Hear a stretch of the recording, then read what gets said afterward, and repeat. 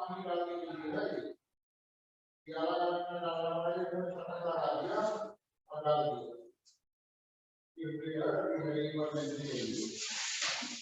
Right.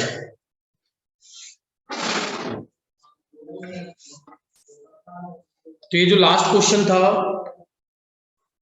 इसमें दोनों ही फेजर डायग्राम आपको क्लियर होने चाहिए, फर्स्ट वन भी सेकंड वन भी। एक बार जिन्होंने लेट स्टार्ट किया हो they can take the screenshot. ये कल वाला क्वेश्चन था। इस क्वेश्चन में सबसे पहले मैं एक बार आपको सारी बातें फिर से बता देता हूं। देखो, एग्जामिनर ने आपको बोला था, एक बार सुन लीजिए मेरी बात, कि किसी पैरेलल आरएलसी सर्किट में आईएल का मान पता करिए, जबकि I1 current, I2 current, IC current का मान उसने दिया था।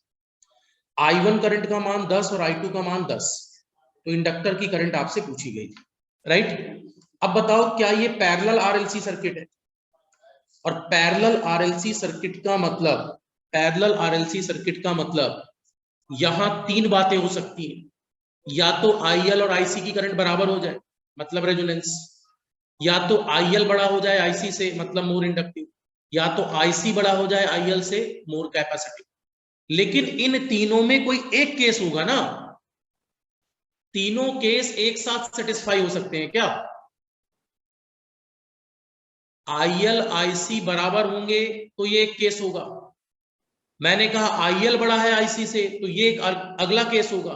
मैंने कहा आईसी बड़ा है आईएल से तो ये एक अगला केस होगा। लेकिन क्या तीनों एक साथ हो जाएंगे? कोई एक केस एक एट ए टाइम होगा। तो हमने सबसे पहले केसीएल परफॉर्म किया। हमने चेक किया कि I1 बराबर क्या होना चाहिए, तो इंडक्टर की करंट प्लस I2 फेजर, तो आपने लिख दिया। फिर दूसरा, क्या ये वाली करंट इस करंट और इस करंट के फेजर सम के बराबर होगी, तो IR phasor plus IC phasor बराबर I2 फेजर, दिस वन। अब आपने कहा समांतर में वोल्टेज सेम फेज, पैरेलल में वोल्टेज को रेफरेंस मान लिया, वोल्टेज के साथ प्रतिरोध की करंट सेम फेज, कैपेसिटर की करंट लीड कर गई, तो क्या स्टूडेंट IR और IC को अगर मिला दे तो I2 आ जाएगा, IC और IR को मिला दे तो I2 आ जाएगा। ये 10 दे रखा है, ये 8 दे रखा है, तो क्या ये 6 पता नहीं चल जाएगा? 10 का स्क्वायर और 8 का स्क्वायर, तो यहां 6 का स्क्वायर नहीं आना चाहिए पाइथागोरस से। आपने इसी बात को पाइथागोरस फॉर्म में लिख दिया, तो IR कितना आ गया? 6।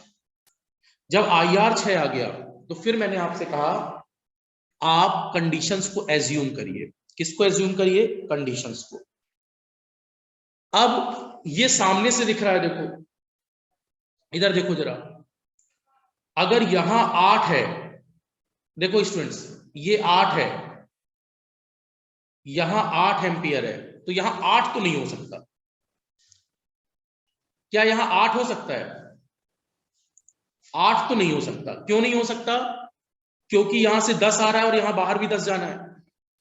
आ कितना रहा है? 10, और बाहर भी कितना जाना है? 10, तो यहां 8 तो नहीं हो सकता। तो इसका मतलब IL और IC बराबर तो नहीं हो सकते। क्लियर? हो सकते हैं क्या बराबर? IC करंट 8 है, अगर मैं इसको 8 ले लूं तो बताओ क्या KCL फेल नहीं हो जाएगा? आने वाली करंट 10 है, बाहर जाने वाली करंट 10 है, तो क्या यहां 8 जा सकती है? It can't be possible. तो कौन सा केस लेना ही नहीं है? IL और IC बराबर का। बहुत पेट में दर्द है तो ले लेना, राइट। नेक्स्ट, अगला केस मैंने ये माना कि IL करंट बड़ी है किससे? IC से, तो आपने लिखा I1 बराबर दिस, I2 बराबर दिस। अब I1 का मान I2 phasor plus IL phasor के बराबर था, राइट। मैंने सेटिस्फाई किए दोनों को। जब दोनों को मैं सेटिस्फाई करने गया, वेट करना जरा मेरा, मैंने ये कहा जैसे इस फेजर में अगर दिक्कत आती है, एक बार फिर से समझना मैं क्या बोल रहा हूं। आपने कहा सबसे पहले एक रेफरेंस वोल्टेज होना चाहिए, तो आपने रेफरेंस वोल्टेज लाइन खींची, फाइन, और मान लिया V फेजर बराबर mod V angle 0। Hope so बात क्लियर है। इसके बाद आपने कहा IR current, this one IR current, ये IR फेजर है, तो यहां तक की लंबाई मॉड IR हो गई। अगर ये मॉड IR हो गई तो क्या मैं बोल सकता हूं मॉड IR का मतलब, नहीं ठीक है, मॉड IR का मतलब 6 एम्पियर, और IL की जो करंट है और IC की जो करंट है, IC का मतलब देखिए अब कैपेसिटर की करंट लीड करेगी, कितना दिया है क्वेश्चन में, सेटिस्फाई करो स्टूडेंट्स। पहले IR खींचा, IR रियल पार्ट है, same face, IC imaginary part है, करंट लीड करती है कैपेसिटर की, तो जहां वेक्टर खत्म हुआ वहां से दूसरा वेक्टर स्टार्ट, राइट। तो IC फेजर ऊपर और IC फेजर की लेंथ, देखो IC फेजर की लेंथ कितनी हो जाएगी, क्या IC फेजर की लेंथ मॉड ऑफ IC 8 है। अब ये खुद दिख रहा है कि ये 6 है और ये 8 है, तो क्या इनका परिणामी I1 फेजर दिस नहीं हो जाएगा,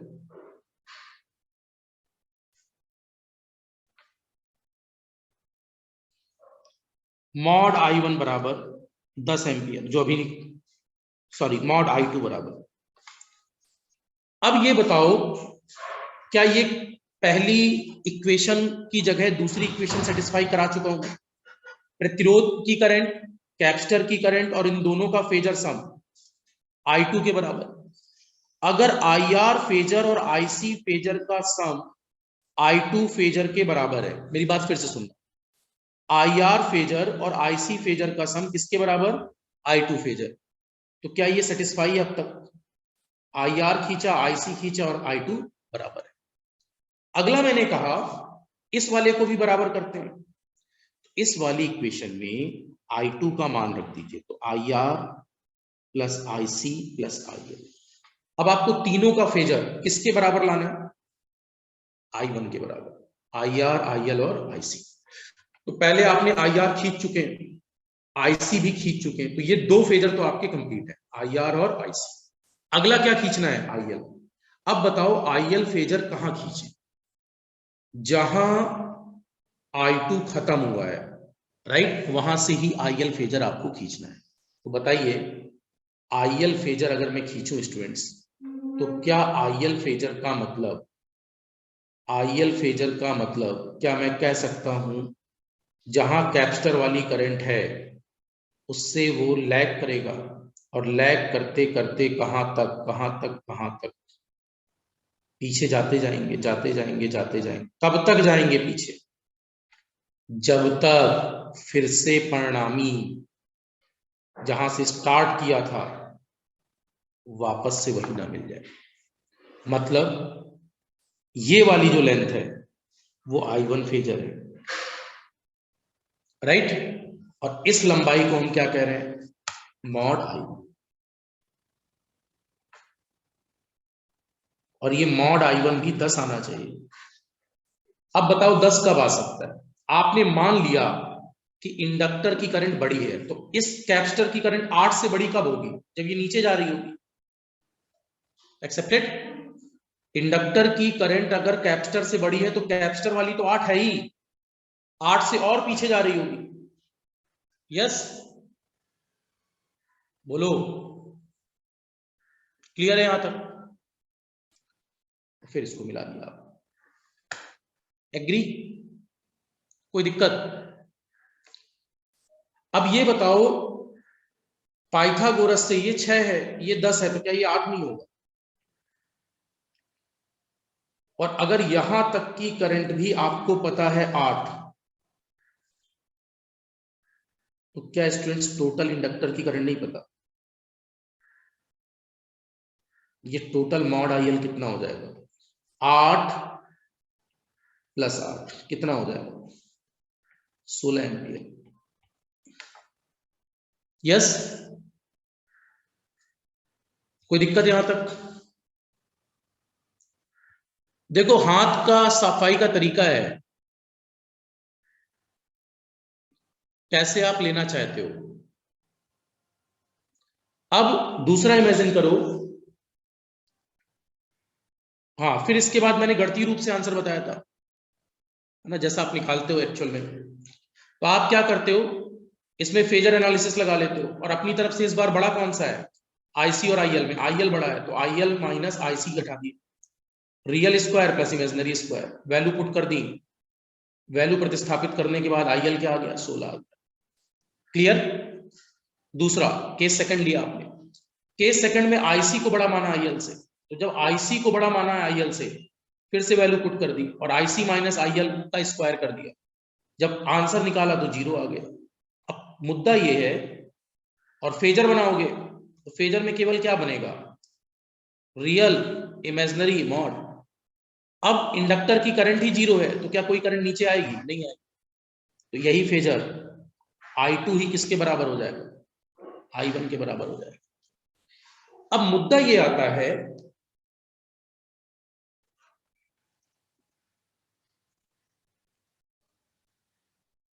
IL बड़ा ले रहे हैं IC से, तब मॉड IL का मान 16 है, जब IC बड़ा ले रहे हैं IL से, तब मॉड IL का मान 0 है। न्यूमेरिक आंसर दोनों सही है, गणितीय रूप में दोनों सही है, बट आप बताइए प्रैक्टिकली कौन सा आंसर एग्जिस्ट करे। मतलब सर्किट को जरा देखिए, बोला जा रहा है, रियलिस्टिक वे में जरा सोचना, जो पैरेलल आरएलसी सर्किट है उसमें आईएल करंट आपको बताना, राइट? मेरी बात ध्यान से सुनना सभी लोग, ध्यान से सुनना स्टूडेंट्स। मुझे ये बताओ, वोल्टेज, सप्लाई वोल्टेज कुछ भी होगा, 0 तो नहीं है, कुछ मैग्नीट्यूड तो होगा इसका।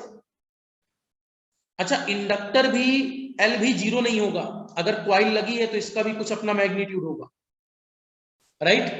अब ध्यान से सुनो, voltage non zero, inductance non zero, तो एक्सेल भी बनेगा, और एसी सोर्स है तो एक्सेल बनेगा ही बनेगा। अगर वोल्टेज है और एक्सेल है तो क्या इंडक्टर की करंट भी बनेगी? तो अगर ये परिपथ वाकई में पैरेलल आरएलसी सर्किट है तो क्या इस ब्रांच की करंट कभी 0 हो सकती है? अगर 0 कर दोगे तो तब तो ये ब्रांच ही खत्म हो गई, तब तो केवल पैरेलल आरसी बचा, जबकि एग्जामिनर ने दिया क्या है, पैरेलल आरएलसी। एग्जामिनर ने दिया क्या है, पैरेलल आरएलसी। तो बताओ कौन सी कंडीशन प्रैक्टिकली वैलिड? क्या इस ब्रांच की करंट 0 हो सकती है क्या, अगर सर्किट पैरेलल आरएलसी एक्चुअल में? It can't be possible. So which answer is correct here? हाँ, अगर 0 नहीं कुछ और होता तो हम उसको भी मान सकते थे, लेकिन यहां क्या, यहां स्टूडेंट्स इस समय कंडीशन मॉड आईएल का मान 0, सॉरी मॉड आईएल का मान एक बार 0 भी आ गया, तो कौन सा आंसर फेल है प्रैक्टिकल कंडीशन पर? विच answer can not be follow? Clear? Fine. तो इसका मतलब नीचे लिख सकते हैं, इसके नीचे लिख लो, फॉर एग्जिस्टेंस ऑफ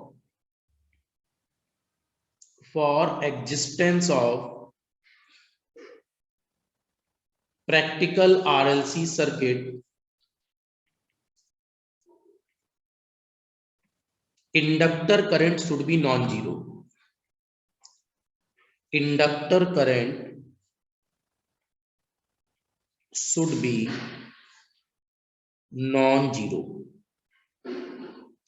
इंडक्टर की करंट क्या है, non zero. Inductor current should be non zero, और नॉन जीरो का मतलब क्या है, कौन सा आंसर लेंगे? 16 एम्पियर। प्रैक्टिकल कंडीशन का आंसर लेंगे।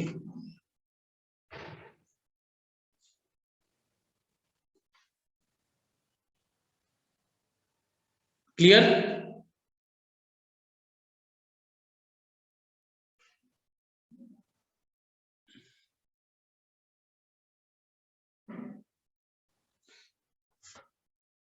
So this is valid answer.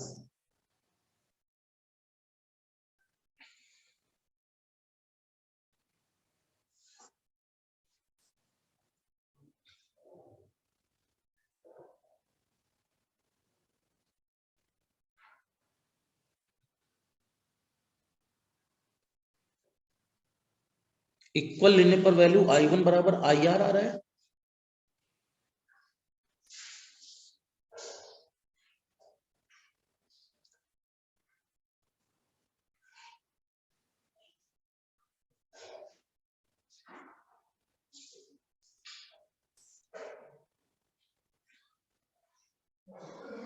Students मैं 2 बार 3 बार रिपीट कर चुका हूं क्वेश्चन। कहो तो मैं टारगेट लेकर आया करूं एक दिन एक क्वेश्चन।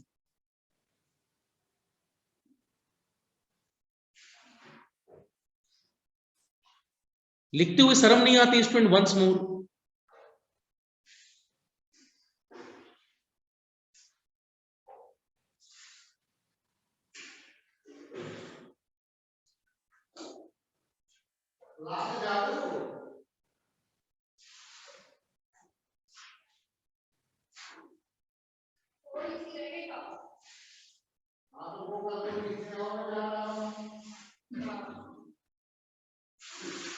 देखो अब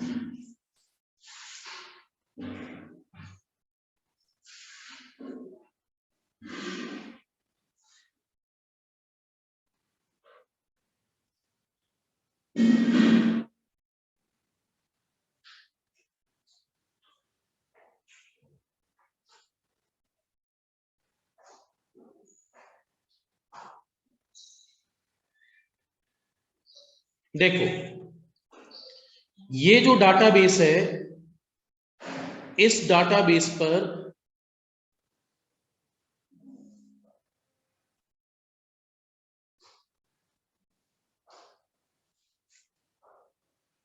ये कहां से आपको वैलिड दिख गया स्टूडेंट्स? अगर ये 10 आ रहा है और यहां 10 जा रहा है, तो क्या यहां 8 एम्पियर आ सकता है? It can't be possible. इसलिए इस केस को नहीं लिया। अभी भी जिनके पेट में दर्द है कि सर IL और IC बराबर होते, ले लो, फिर सर्किट फेल हो गया। क्या IL और IC अगर बराबर लोगे तो क्या सर्किट की KCL इक्वेशन फेल नहीं हो गई? I1 फेजर बराबर I2 phasor plus IL phasor. I1 का फेजर 10 है, IL का फेजर 10 है, प्लस IC का फेजर 8 है, राइट? तो बताओ मुझे, क्या 10 प्लस J8 10 के बराबर हो सकता है?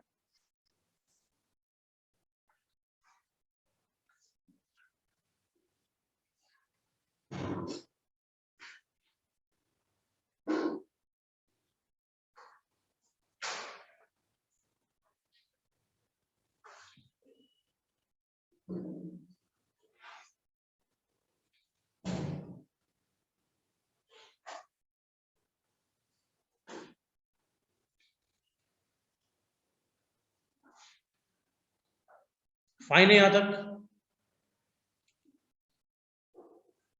अब देखिए,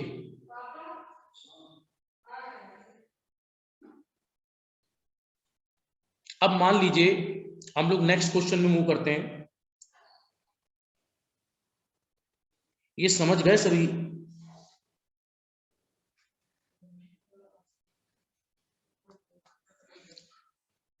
मान लो पावर फैक्टर पूछा गया होता है इसमें, इस क्वेश्चन में पावर फैक्टर पूछा गया होता, तो क्लियर है कि ये केस होगा नहीं, ये फेल केस है। हाँ, ये वाला केस भी फेल है। तो केवल कौन सा केस पॉसिबल है? Case first. और केस फर्स्ट का फेजर डायग्राम देखो। अब बताओ सर्किट का पावर फैक्टर अगर हम पता करें, सर्किट का पावर फैक्टर, राइट, तो बताइए अपने पास जो सर्किट पर रियल पार्ट की करंट है और जो टोटल करंट है, राइट, उससे पावर फैक्टर पता चलेगा। पूरे सर्किट की टोटल करंट एक्चुअल में कौन सी है? मॉड आई। और रियल पार्ट करंट कौन सी है? दिस। तो क्या मैं कह सकता हूं cos फाई बराबर mod I R upon mod I L minus mod I C. हाँ sorry, mod I one real part upon total part. I R का मान 6 है, आई वन का मान 10 है, 0.6। नेचर बताओ, क्या इंडक्टर की करंट बड़ी है? तो मोर इंडक्टिव। और मोर इंडक्टिव का मतलब लैगिंग या लीडिंग? लैगिंग।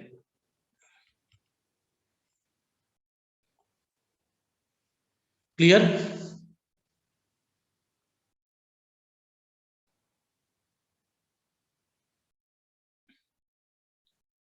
आने को ऊपर वाले से भी आंसर सेम दिखाई देगा, बट वो आंसर करेक्ट नहीं है। ऊपर वाले से निकालने का मतलब है मोर कैपेसिटी दिखाना, राइट। हमें दिखाना क्या है? मोर इंडक्टिव, तो इसलिए यहां से लेंगे। क्लियर? करंट लैग कर रही है तो पावर फैक्टर लैगिंग। फाइन।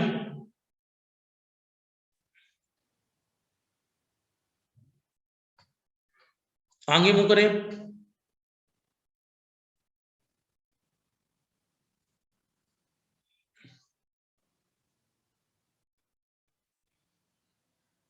चलो,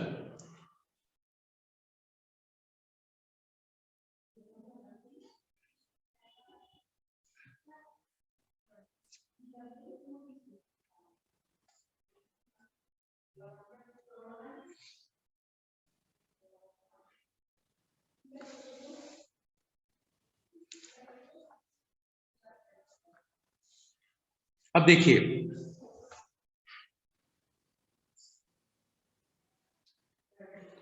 अगर यहां पर अब नेक्स्ट क्वेश्चन पर मूव करें तो एक क्वेश्चन दिया गया है। इस क्वेश्चन पर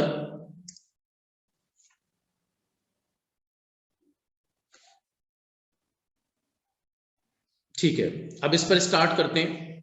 अगला क्वेश्चन लिखिए आप।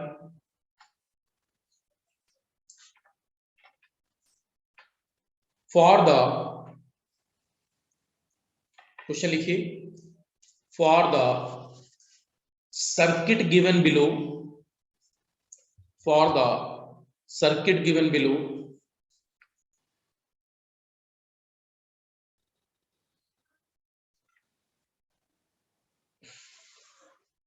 देखो, for the circuit given below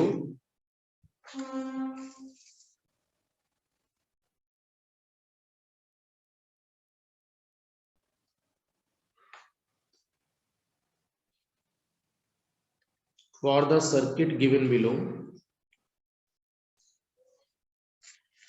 Vs phasor का मान 1 ∠0 है,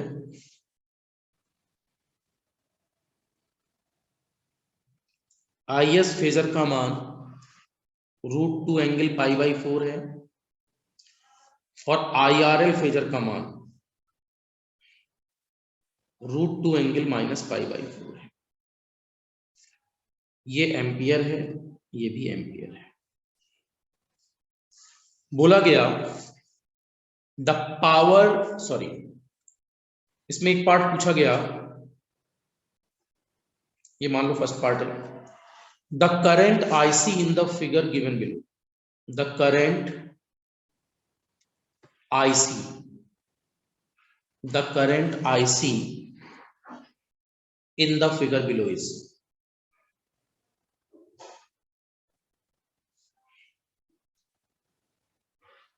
करंट आईसी का मान बताना है आपको। ऑप्शन ए है -J2 एम्पियर, ऑप्शन बी है -J × 1/√2 एम्पियर, ऑप्शन सी है +J1/√2, ऑप्शन डी है +J2 एम्पियर। इसके बाद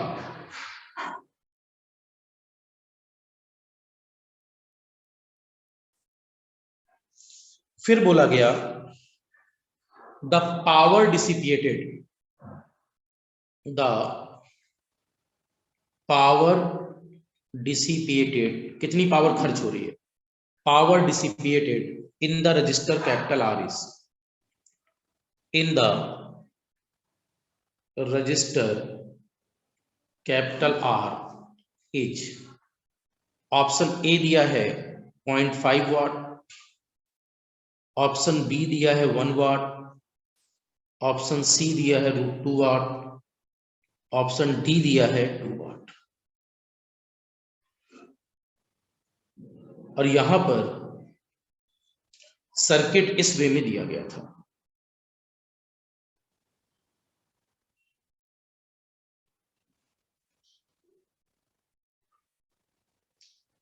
VS phasor,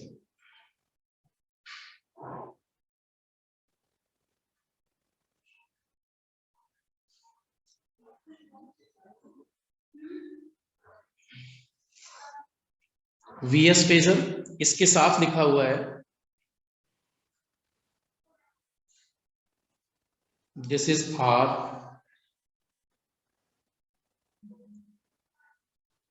this is L, और ऊपर जो करंट लिखी हुई है वो लिखी हुई है IRL फेजर।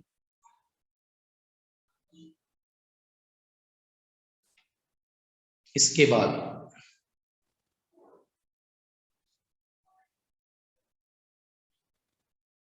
एक कैपेसिटर लगा है और इस कैपेसिटर में जो करंट लिखी हुई है वो IC phase.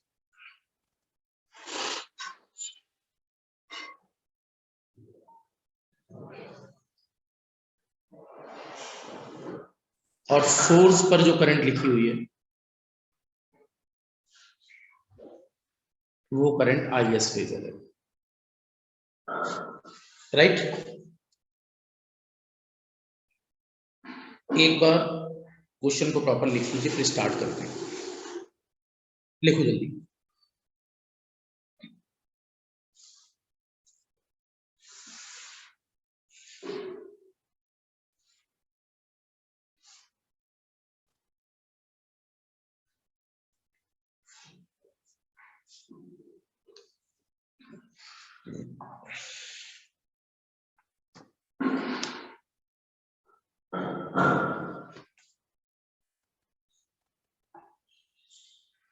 Good, very good Alka.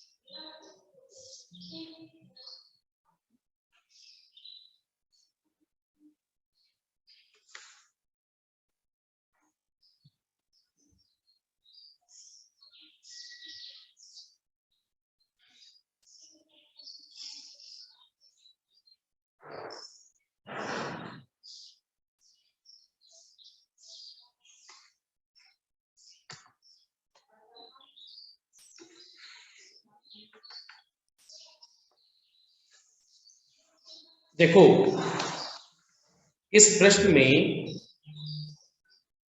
आपको बोला गया है दिए गए परिपथ में सोर्स वोल्टेज का मान इतना है, सोर्स करंट का मान इतना है, IRL करंट इतनी है, IC करंट का मान पूछा गया है, फिर कहा गया है प्रतिरोध में बनने वाली पावर कितनी होगी।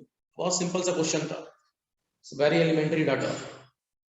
Directly substitute, apply KCL।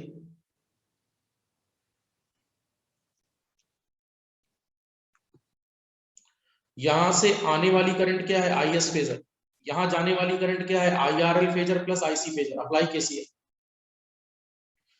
तो अगर आप किरचॉफ धारा का नियम लगाएं, अप्लाई किरचॉफ करंट लॉ, तो क्या KCL लगाते समय दिख रहा है आपको, IS फेजर बराबर IRL phasor plus IC phasor होगा। देखो इधर से IS फेजर आने वाली करंट है, ये दोनों बाहर जाने वाली करंट है, अपने को पता क्या करना है, IC फेजर। क्लियर? और IS फेजर और IRL फेजर क्वेश्चन में दिया है, तो क्या मैं कह सकता हूं IC फेजर बराबर IS phasor minus IRL phasor. अब देखो IS फेजर का मान क्वेश्चन में कितना है, IS फेजर का मान दिस वन है, इन दोनों की जरूरत है, इसको कॉपी कर लेता हूं।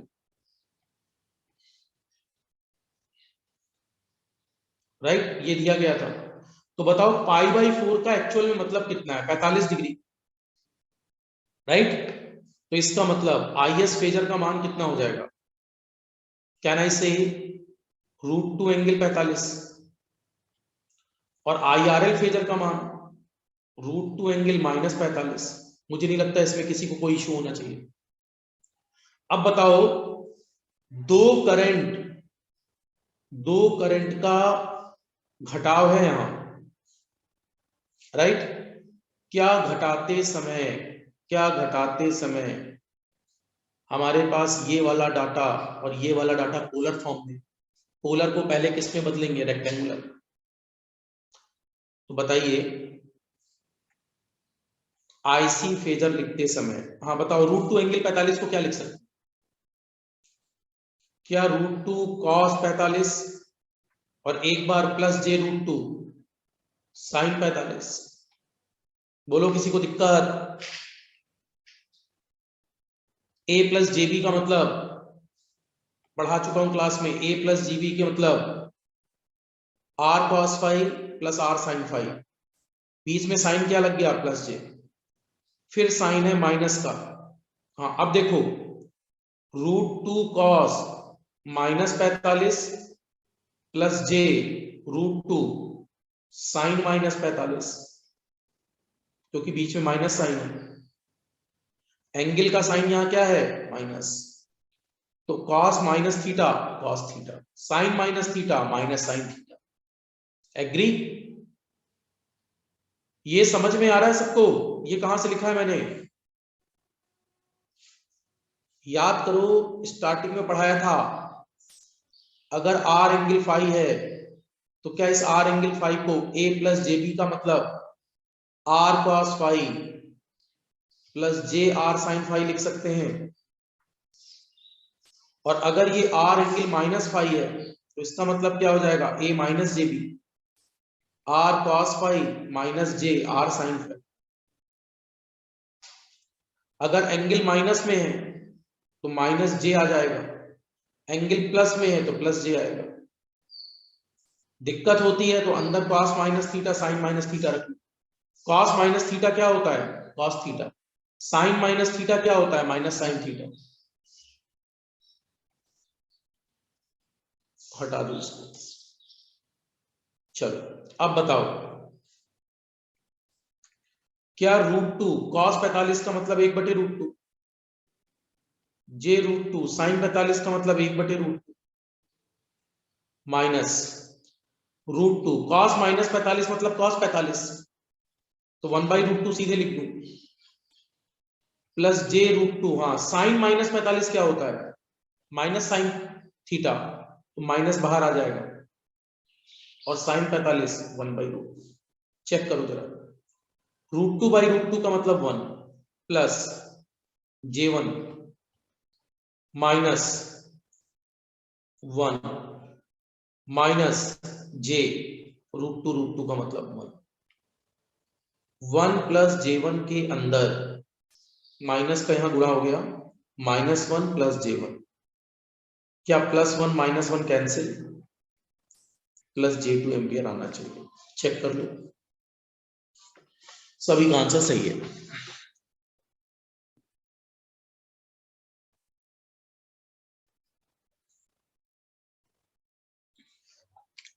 आवाज के अंदर बिल्कुल प्रॉपर आ रही है, आवाज का कोई इशू नहीं है। वॉइस की एज सच कोई प्रॉब्लम नहीं है, ठीक है।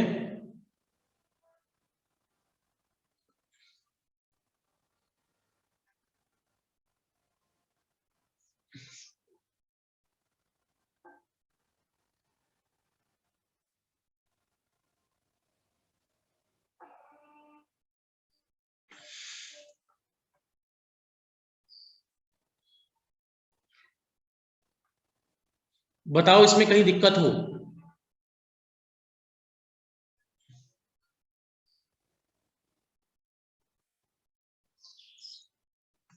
अमन गुप्ता, उससे भी एक ही बात है, ठीक है। वो किसी लायक नहीं, यही इसी बात पर मेरे समझ में नहीं आता।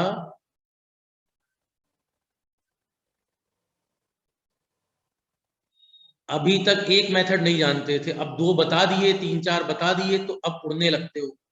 बोले इससे करा दिया तो उससे क्यों नहीं कराया। अभी मैं कराऊंगा, उससे भी आएगा। ये बोलो कि मैं नहीं कर पा रहा हूं।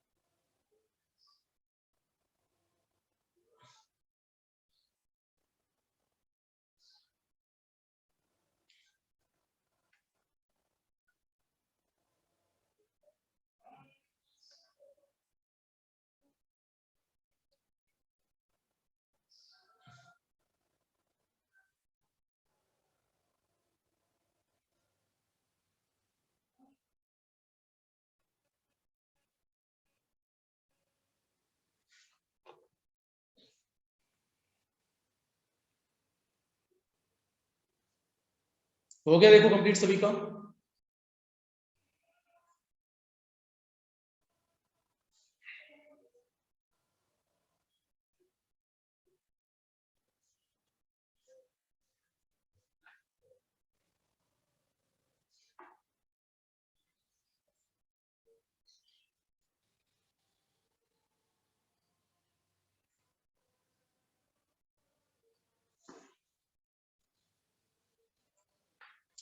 यहां तक किसी को कोई इशू तो नहीं। अच्छा, cos -45 का मतलब सभी समझ रहे हैं, cos थीटा, और sin -45 का मतलब माइनस साइन, तो इधर बाहर माइनस जे आ गया, -J1, सॉरी 1 और -1 कट गए, +J1 मिलाकर +J2 एम्पियर। क्लियर।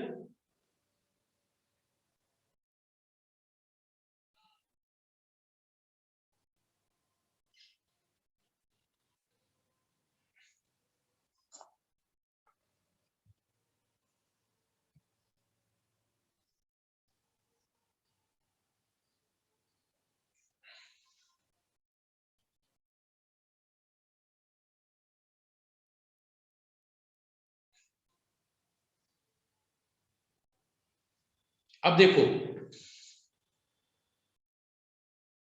अब अपने को पावर डिसिपेटेड इन रजिस्टर बताना है, प्रतिरोध में डिसिपिएट होने वाली पावर बतानी, राइट। प्रतिरोध में डिसिपिएट होने वाली पावर बतानी है। प्रतिरोध में जो पावर खर्च होती है वो एक्टिव पावर है। देखो इधर, क्या इस सर्किट में ये जो ब्रांच है, this is R, this is L, यहां फ्लो होने वाली करंट IRL है और यहां से जो वोल्टेज बन रहा है इस पर पैरेलल में वोल्टेज सेम होगा, वो VS फेजर है। तो क्या इस ब्रांच का हमें जेड नहीं पता चल गया? देखो क्वेश्चन में बोला गया VS फेजर का मान 1 ∠0 वोल्ट है और IRL फेजर का मान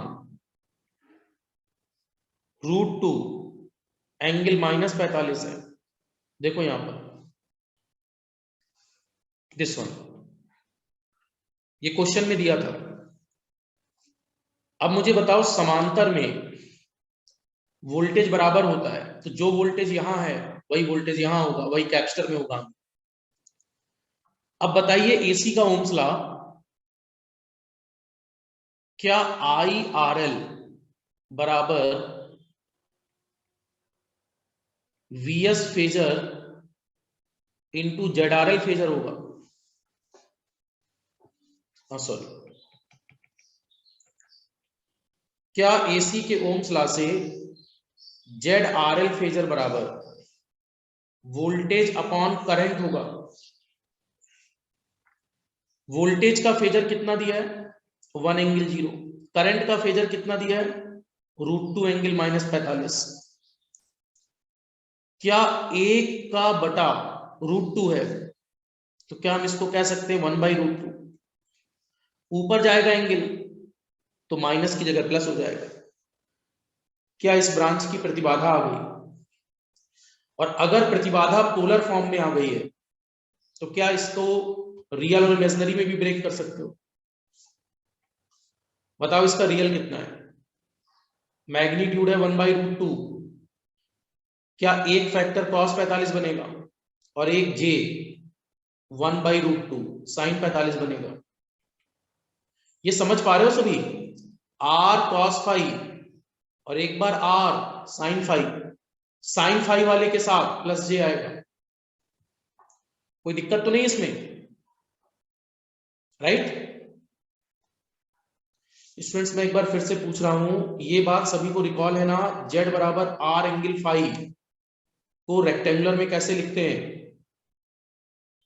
इसको रेक्टेंगुलर में लिखते थे a + jb फॉर्मेट। a का मतलब r cos फाइव, b का मतलब r sin फाइव, ट्रायंगल से। क्लियर?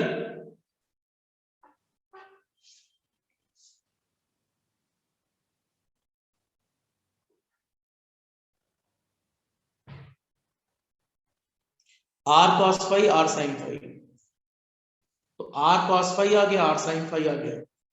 अब बताओ ZRL का मान कितना आ गया? क्या ZRL फेजर का मान 1/√2 इंटू 1/√2 प्लस j 1/√2 इंटू 1/√2 है? तो इसी को कहते हैं 1/2 प्लस j 1/2।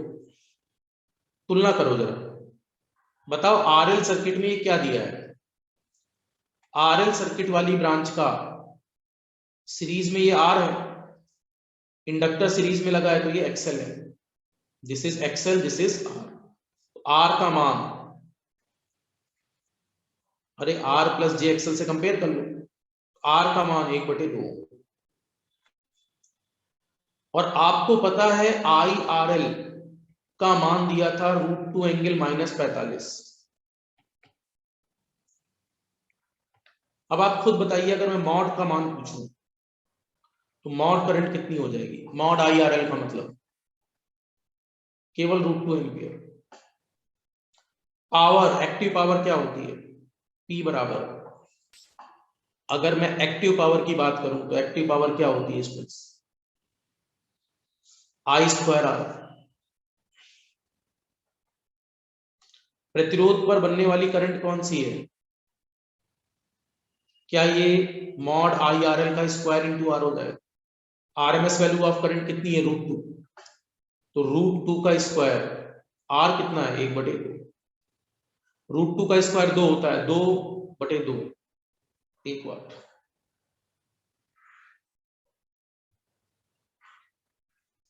प्रतिरोध में बनने वाली पावर पूछी गई थी आपसे, तो आई स्क्वायर आर।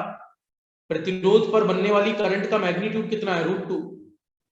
तो क्या √2 का स्क्वायर इंटू आर का मतलब 1/2, 1 वाट हो जाना चाहिए। एक बार चेक कर लो कहीं कोई इशू हो।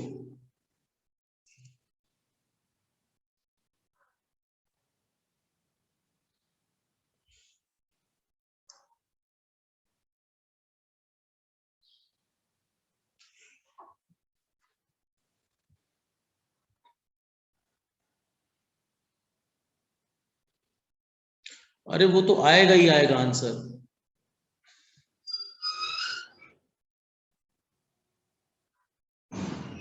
अब आने का क्या मतलब है, पता है दिक्कत कहाँ है स्टूडेंट्स? आपके अंदर का वायरस है ना, वो आपको कहता है कि आपको कुछ आता है, और जब कुछ नहीं आता तो ऐसी घटनाएं जरूर होती हैं।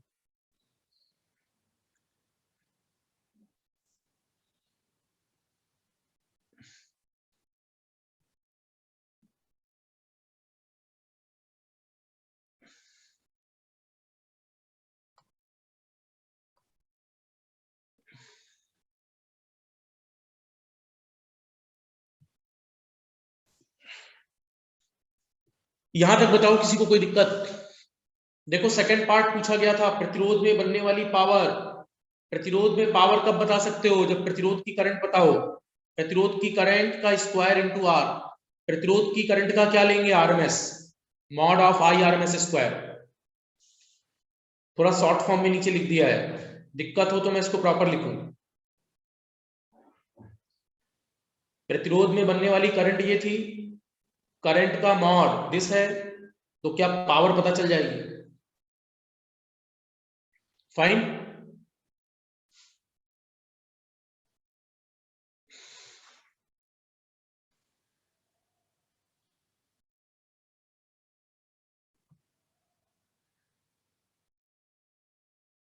अरे कौन है ये Redmi?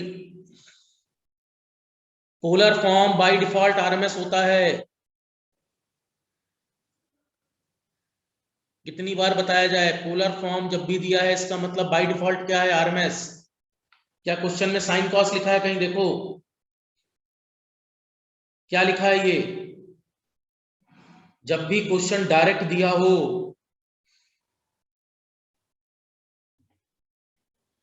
Polar form, polar form में अगर क्वेश्चन दिया हो तो बाय डिफॉल्ट वो क्या है, आरएमएस।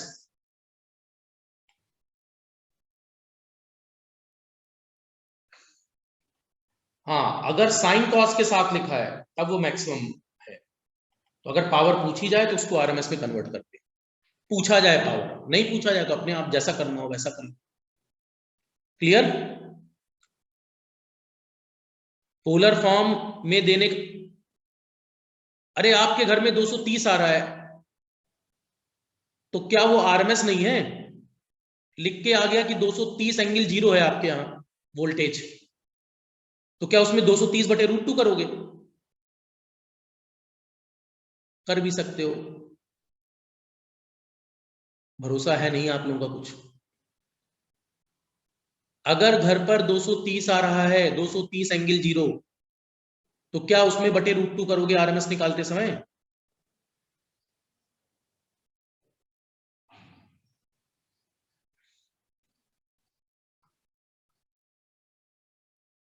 चलो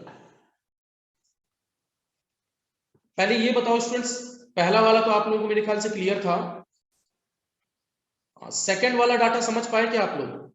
मैंने क्या किया है, पहले इस ब्रांच की प्रतिबाधा पता कर ली, और अगर प्रतिबाधा पता चल गई तो प्रतिबाधा से रियल पार्ट पता चल जाएगा, इमेजिनरी पार्ट पता चल जाएगा। ये रियल था, ये इमेजिनरी था। रियल ही पार्ट क्या था, प्रतिरोध था। प्रतिरोध में बनने वाली पावर चाहिए, तो श्रेणी क्रम में क्या समान होता है, आर और एल सीरीज में लगे थे तो करंट सेम होता है, तो आई स्क्वायर इंटू आर एल।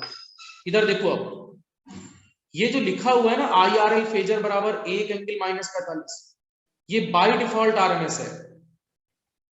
और मैंने आपसे पूछा मॉड आई आर एल, ये कौन सी वैल्यू है? RMS only. क्लियर? कितना है इसका आरएमएस? एक मिनट, √2 लिखा था, √2। क्लियर? बोलो, एक्सेप्टेड है?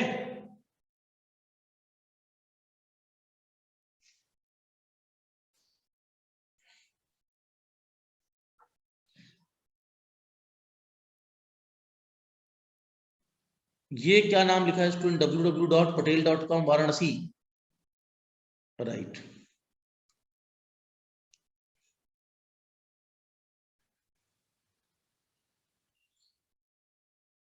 ये नया नाम है स्टूडेंट्स, नहीं?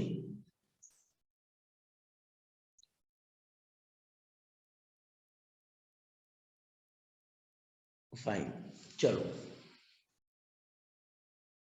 इसके आगे मकान का नंबर भी लिख दो स्टूडेंट्स, रूम नंबर, मकान नंबर, सब कुछ लिख दो।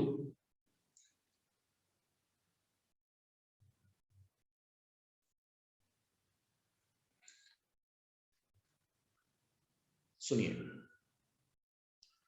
प्रतिरोध में बनने वाली एक्टिव पावर की बात हो रही थी, ध्यान से सुनो। कल वाले क्वेश्चन में भी ये लॉजिक था, बट आप शायद कैच कर पाए या नहीं। सुनो, ये आर है, ये एल है। Listen carefully, listen. क्वेश्चन में यहां वीएस फेजर आपको दिया है 1 एंगल, और ध्यान देना स्टूडेंट्स, मैं यहां आईएस फेजर की बात नहीं कर रहा हूं, मैं बात कर रहा हूं इस ब्रांच की करंट की। इस ब्रांच पर जो करंट है वो I R L phasor. Clear? इधर नोटिस करो, इधर इधर इधर देखो, क्या जो वोल्टेज यहां होगा वो पूरा वोल्टेज यहां होगा? बदलेगा तो नहीं? जो वोल्टेज यहां है वही वोल्टेज यहां है, वही वोल्टेज यहां है। यस? तो अगर यहां वाला वोल्टेज पता है और यहां वाली करंट पता है, करंट कितनी थी? √2 एंगल माइनस 45। और इधर देखो सभी लोग, ये वोल्टेज है और ये करंट है। अगर किसी सर्किट पर किसी ब्रांच का वोल्टेज पता है, उसी ब्रांच की करंट पता है, तो क्या आप पावर फैक्टर का फार्मूला वीएस, दिस है, ये वीएस है, और आईआरएल लैग कर रहा है रजिस्टर की करंट, कितना लैग कर रही है? 45 डिग्री।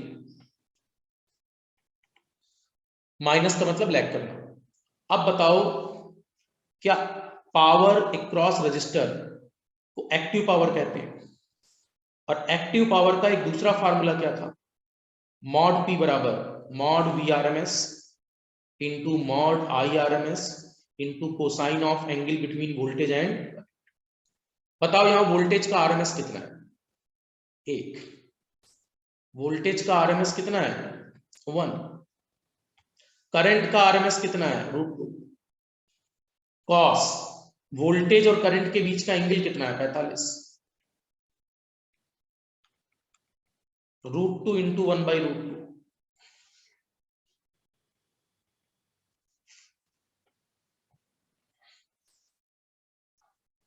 राइट? अगर मुझे इस ब्रांच का वोल्टेज पता है और इस ब्रांच की करंट पता है, तो इस ब्रांच की एक्टिव पावर नहीं पता चल जाएगी? क्लियर? हाँ, अगर आप v²/r लगाना चाहते हो तो पहले इस वोल्टेज का विभव विभाजक से वोल्टेज पता, राइट, यहां का वोल्टेज, तब फिर v²/r लग पाएगा। क्लियर है इतनी बात?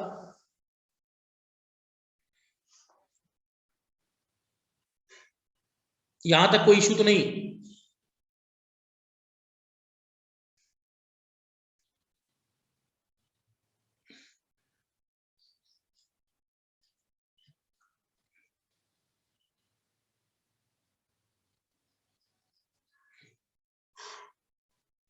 ये दोनों बातें समझ पा रहे हैं? देखो कल वाला सर्किट भी देखो जरा, कहां गया? हाँ, कल वाले क्वेश्चन में देखो, यहां देखो इधर, कल वाले क्वेश्चन का ये टोटल वोल्टेज पता था और इस आर में पावर बतानी थी। इस ब्रांच का वोल्टेज, इस ब्रांच की करंट, इस ब्रांच का वोल्टेज, इस ब्रांच की करंट इनटू कॉस फाई, उससे भी आंसर सेम आया। और चाहे आई स्क्वायर आर से लगाओ, उससे भी आंसर सेम आया। आया था या अलग आया था? क्लियर? कल भी जो डाटा दिया था, क्या उसमें साइन कॉस था? नहीं। तो वो कौन सा मान था? आरएमएस। बाय डिफॉल्ट वो मान कौन से थे? आरएमएस। क्लियर?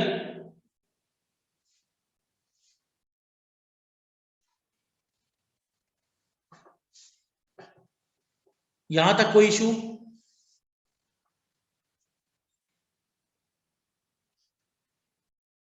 कोई दिक्कत तो नहीं इसमें किसी को? एक बार देख लो कहीं कोई प्रॉब्लम हो। और active power, reactive power, apparent power, सारी पावर पढ़ा चुका हूं।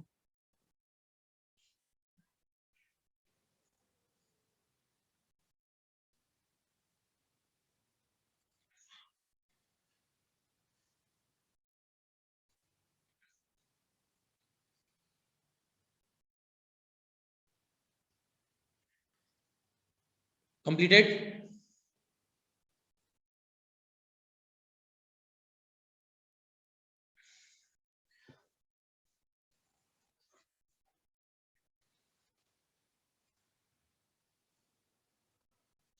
चलो अब देखो,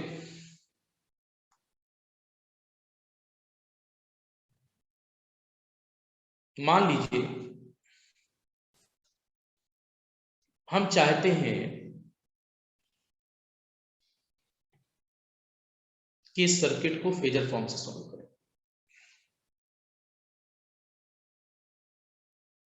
राइट? देखो, यहां एग्जामिनर ने हमें 2 से 3 बातें बताकर भेजा था। उसने कहा जो वीएस फेजर है तो कितना दिया है? 1 ∠0 वोल्ट। जब भी स्टूडेंट्स कोई डाटा मैग्नीट्यूड वर्सेस एंगल में दिया हो, ये किस में होता है? RMS only. Right? I S कितना दिया था? ये कुछ बताया था, √2 ∠45। और आई आर एल फेजर ये बताया था √2 ∠−45। ये वाला डाटा, ये वाला डाटा, ये सब किस में है? ये सब बाय डिफॉल्ट आरएमएस। ये सब बाय डिफॉल्ट आरएमएस। बिना साइन कॉस के जो भी लिखा है वो हमेशा क्या है? आरएमएस। राइट? कोई दिक्कत? और पावर लिखते समय आरएमएस चाहिए ही चाहिए। पावर नहीं होता तो फिर आरएमएस की जरूरत नहीं। इसीलिए मैं आपको हमेशा बोलता हूं कि आरएमएस की आदत डाल लीजिए, उससे पावर लिखते समय आपको आसानी रहेगी। केवल पावर। फाइन? अब देखो जरा समझे सभी, क्या इस नोड पर अगर मैं केसीएल लगाऊं तो आईएस फेजर का मान IRL phasor plus IC phasor है। फाइन? सभी लोग देखना, क्या समांतर क्रम में वोल्टेज सेम फेज में होता है? आपने वोल्टेज का रेफरेंस फेजर बना लिया, से दिस इज वीएस फेजर, और इसको क्या मान लिया? 1 ∠0 जो दिया है। आईआरएल करंट बताओ, आरएल सर्किट की करंट कितनी दी है स्टूडेंट्स? आरएल सर्किट की करंट कितनी दी है? √2 ∠−45। लैग कर रही है, लीड कर रही है? √2 ∠−45 का मतलब लैग करना, लीड करना? हाँ। तो आपने आईआरएल करंट ये मान लीजिए बना लिया, √2 इसका मैग्नीट्यूड है। इस करंट का मैग्नीट्यूड कितना है? Mod IRL.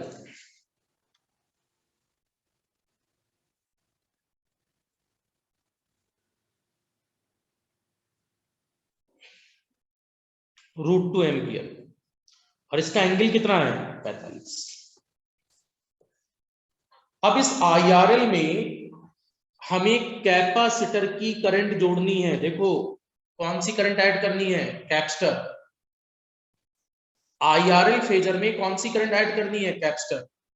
और कैपेसिटर की करंट लीड करती है, कैपेसिटर की करंट लीड करती है कितने से, 90 डिग्री से।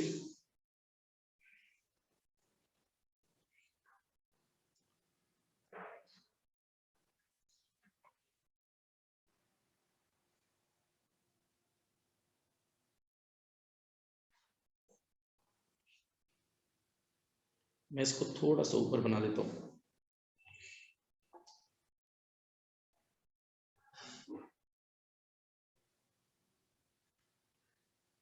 कैपेसिटर की करंट,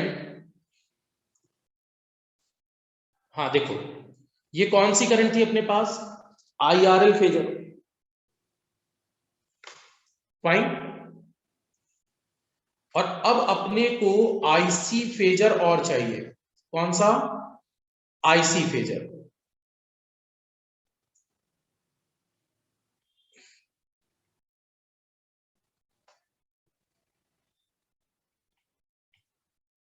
IC फेजर 90 डिग्री पर होगा,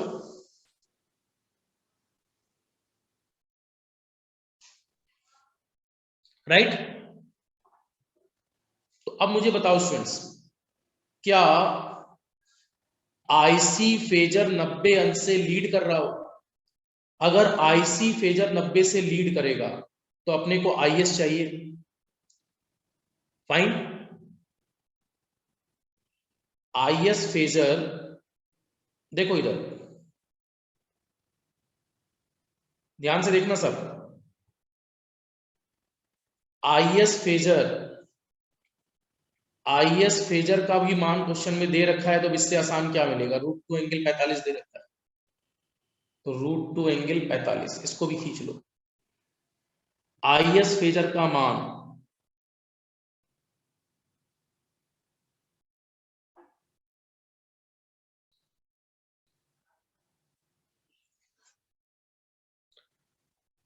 एक सेकेंड,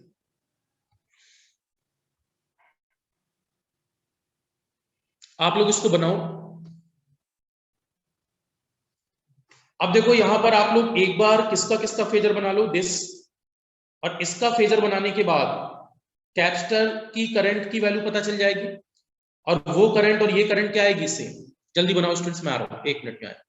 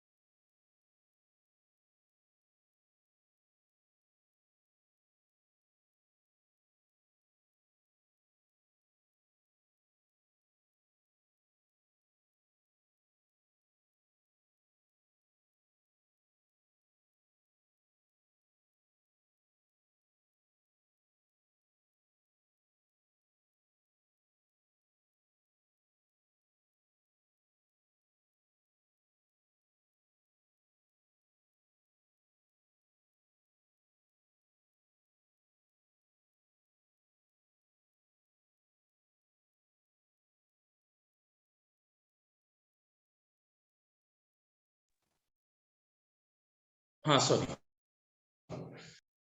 बना लिया आप लोगों ने?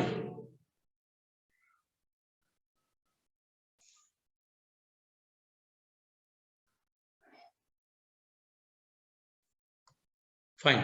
कहां तक बनाया आप लोगों ने?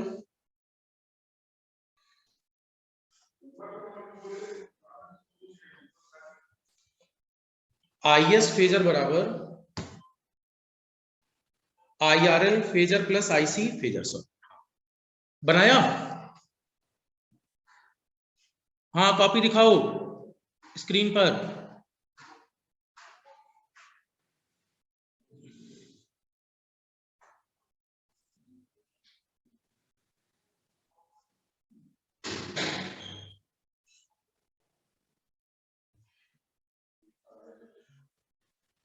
और दिखाओ और।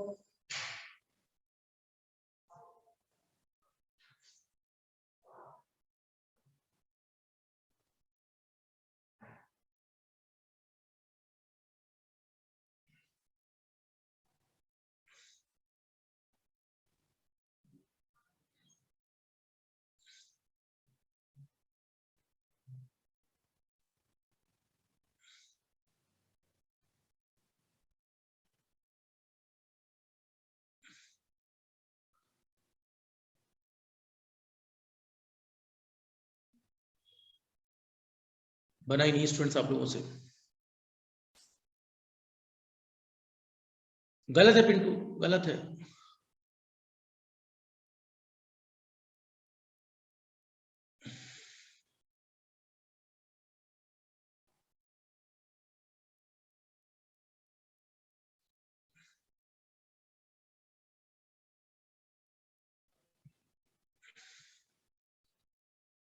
चलो देखो,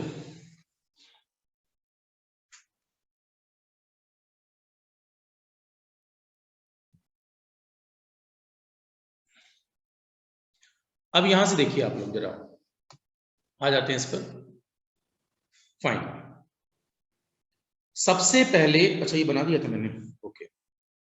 अब ये बताओ मैं क्या क्या खींच चुका हूं। वीएस फेजर मैंने खींच लिया, यहां से आईआरएल पता था कि नीचे आ रहा है 45 पर। अब ये बताओ आईसी फेजर, हाँ इधर देखो students, IC phasor, IC phasor किसके रिस्पेक्ट में ड्रा होगा? रेफरेंस वोल्टेज, कैपेसिटर की करंट, ध्यान से, very good. IC phasor is leading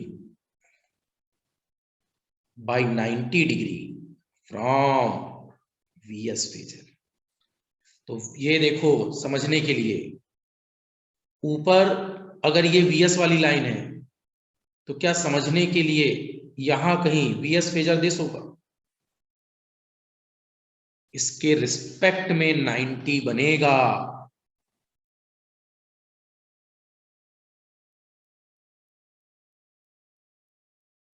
this one, ये है आईसी फेजर। ये देखो 90 डिग्री किसके रिस्पेक्ट में? हाँ, इस वोल्टेज वाली लाइन के रिस्पेक्ट में। कैपेसिटर की करंट इससे थोड़ी ना लीड लैग करती है, कैपेसिटर की करंट पैरेलल में वोल्टेज से लीड करती है। क्लियर? बोलो।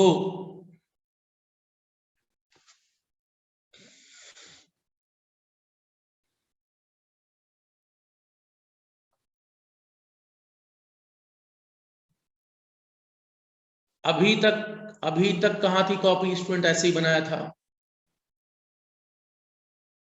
3 बार पूछा था मैंने।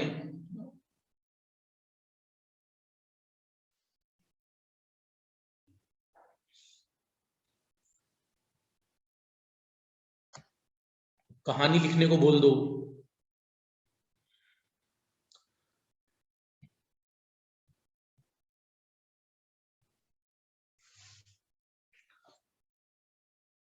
कोई बात नहीं स्टूडेंट, पहले मुझे सुनना बंद हुआ था, अब दिखना बंद हुआ है। राइट, चलो बना लिया था, अच्छी बात है। अब ये बताओ हमने स्टार्ट कहां से किया है फेजर को? हमने स्टार्ट किया था रेफरेंस से, तो उसने बोला है आईएस फेजर इन दोनों के फेजर सम के बराबर होना चाहिए। तो IRL और IC को जोड़ दीजिए।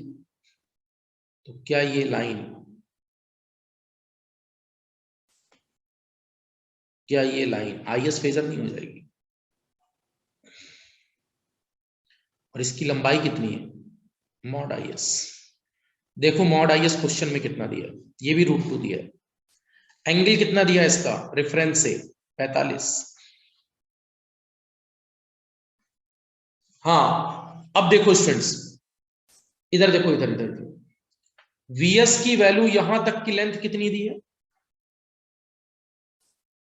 ये 1 दिया है। VS फेजर की लेंथ कितनी दी है? 1।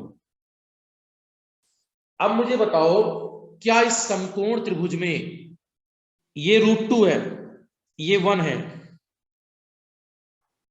तो बताइए क्या ये वाली लंबाई भी 1 नहीं होगी?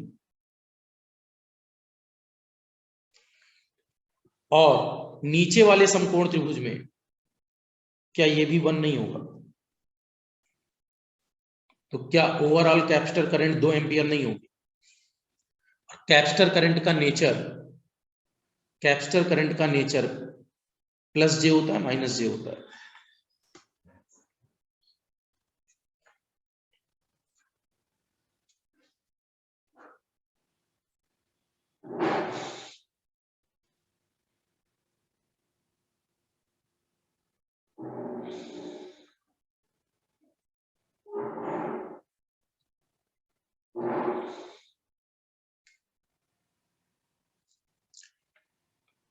देखो फेजर डायग्राम में ये फेजर कॉम्प्लेक्स फेजर है, RL सीरीज में है और फिर कैपेसिटर पैरेलल में है।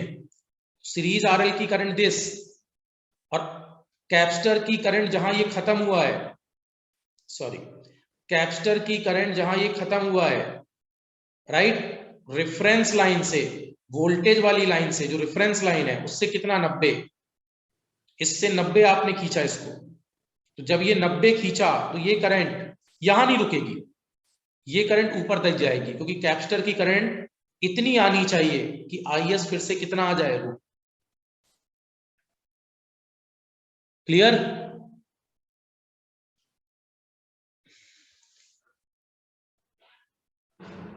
तो IC करंट कितनी हो गई टोटल?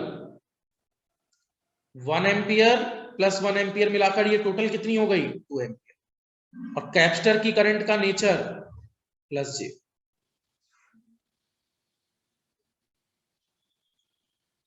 सर अगर पिछले वाले मेथड से कर दें, और मैंने किससे कराया था? पहले वही मेथड बताया ही था स्टूडेंट्स। जब वो बताया था तो पेट में दर्द था कि सर ये इससे नहीं आ रहा, तो अब ये बता दिया, राइट? वैसे आप वो हो ना, तो इससे आने वाला है ना तो उससे आने वाला है, बोले आप बताते रहो सर।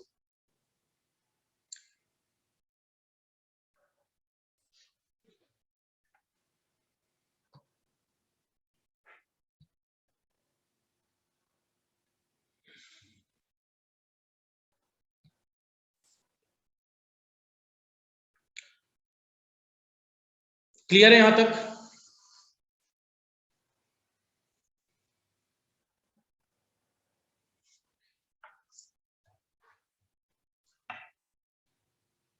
और अगर आपको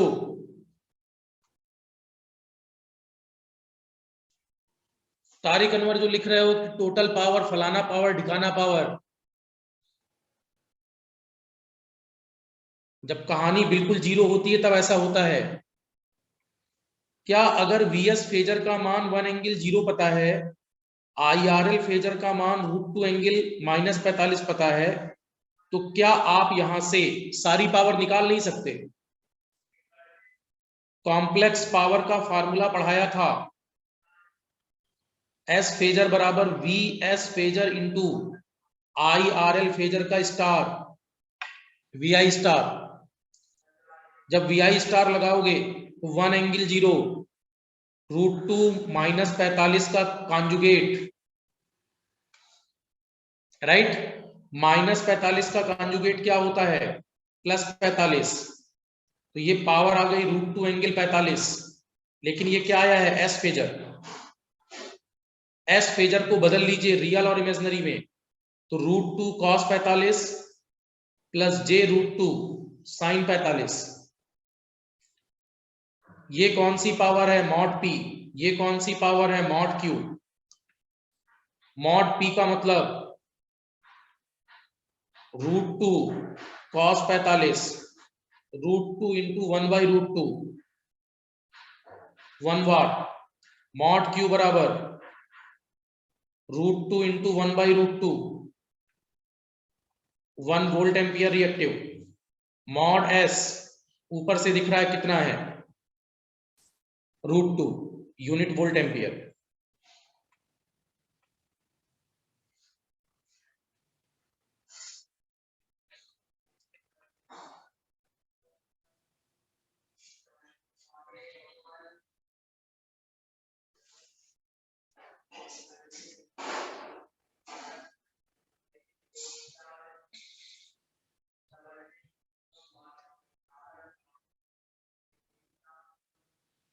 एक दूसरी काम की बात सुनो। अब ये बात क्लियर है? यहां तक कोई इशू तो नहीं? अब बहुत ध्यान से सुनना स्टूडेंट्स, ये पावर पूरे सर्किट की एक्टिव पावर नहीं है। अगर पूरे सर्किट की एक्टिव पावर रिएक्टिव पावर पूछी होती तो आप इस Vs और इस Is को लेते। अगर पूरे सर्किट की एक्टिव रिएक्टिव ऑपरेंट पूछा होता तो इसको लेते स्टूडेंट्स, Vs और Is। एक्सेप्टेड? किसको किसको लेते? Vs फेजर और Is फेजर। तब ये इन दोनों की मिलाकर टोटल की बनती पावर। और इसने पूछा किस पर पावर था? RL पर। तो RL वाली ब्रांच में R की पावर एक्टिव पावर, L मतलब रिएक्टिव, और टोटल इस पर। एक्सेप्टेड? बात क्लियर है?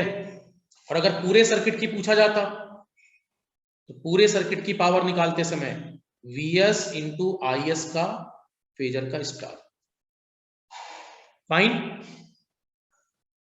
क्लियर है यहां तक मेरी बात? चलो अगला लिखो। इसमें किसी को कोई इश्यू तो नहीं है students? Active power, apparent, reactive?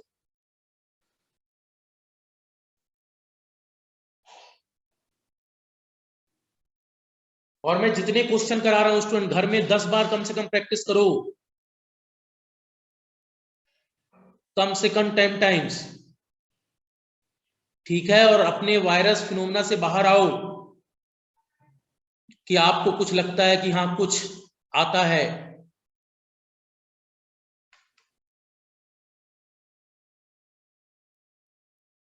और सीखने की कोशिश करो।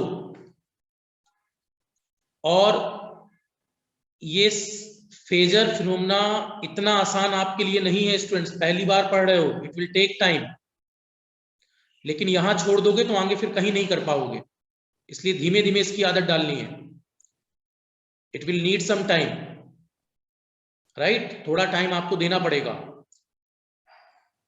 आप सोचे बिना टाइम दिए बात हो जाए, तो ऐसा नहीं है, टाइम आपको देना पड़ेगा।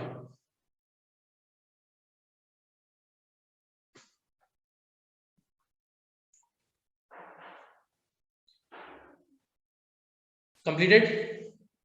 एक अगला क्वेश्चन लिखो। For the circuit given below, for the circuit given below calculate, for the circuit given below. अगर यहां तक कर चुके हैं तो आगे का स्टार्ट करते हैं लोग। Fine? For the circuit given below,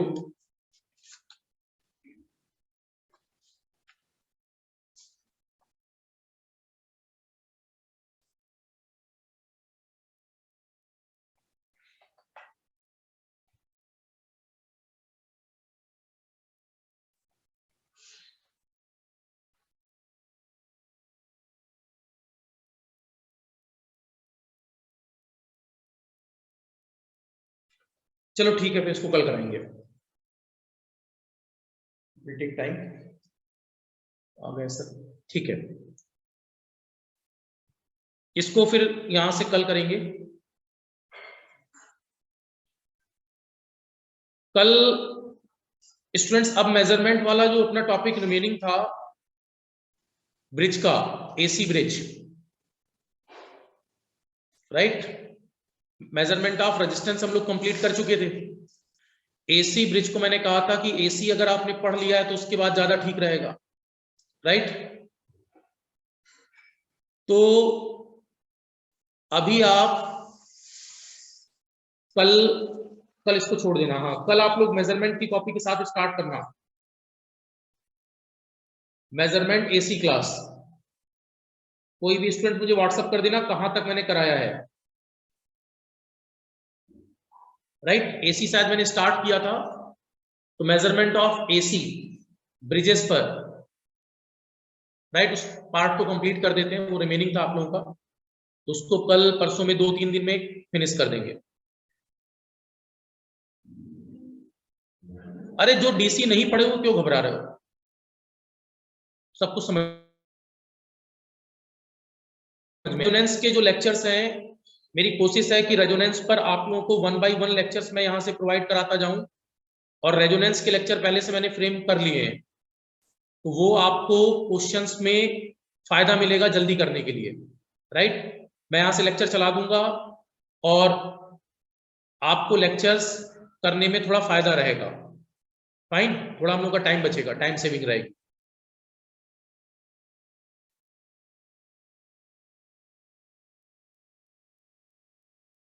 Mahatma Gandhi, हम लोग वाट मीटर नहीं पढ़े हैं,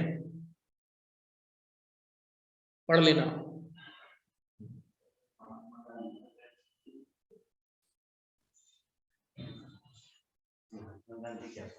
अरे सर मैं नहीं पढ़ा रहा महात्मा गांधी, बैच में महात्मा गांधी है। अच्छा बैच में है? हाँ, डोनाल्ड ट्रम्प, महात्मा गांधी सब यही है। अच्छा, ऐसे ही थोड़ी ना मैं आपसे कहता हूँ चट्टान बैच है। खत्म स्क्वायर, खत्म क्यूब, कंप्लीट।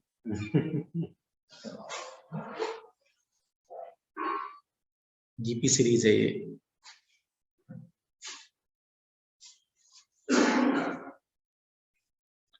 अरे आ जाएगा, जिसने नहीं पढ़ा है घबराओ नहीं, सब मिल जाएगा, डोंट वरी। अरे मैं बैठा हूं आप लोगों का मसीहा, मत घबराओ, समझ गए। जब तक मैं हूं तब तक चिंता मत करो।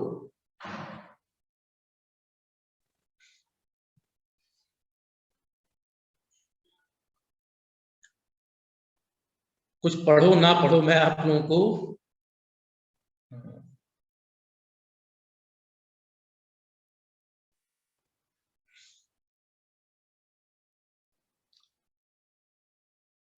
नहीं, मैं आप लोगों को आगे लेकर जाऊंगा, डोंट वरी।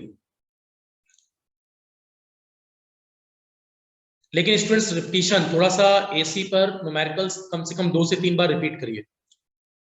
घर पर जो रूम पर टाइम मिलता है आप फील करिए स्टूडेंट्स, मैं आपको 1 महीने से ऊपर हो चुका है, 1 से 1.5 महीने से मैं आपको ये बेसिक बातें पढ़ा रहा हूं, राइट, ताकि आगे कोई दिक्कत ना आए। बाकी आपको भी पता है बीडब्ल्यू कितने दिन में खत्म हो जाता है, ना तो डीसी में कोई कसर छोड़ी है, ना तो एसी में कोई कसर छोड़ेंगे। जिस दिन मैं फाइनली एंड करूं तो सारे न्यूमेरिकल्स आपसे कंप्लीट होने चाहिए, फाइन। एक बार पढ़ो, शिद्दत से पढ़ो, और चलो स्टार्ट करो अब आप लोग अपना नेक्स्ट सब्जेक्ट। ठीक है, फाइन, बिल्कुल बिल्कुल बिल्कुल बिल्कुल। अरे सर के सामने मैं कुछ नहीं कह रहा, चलो ठीक है।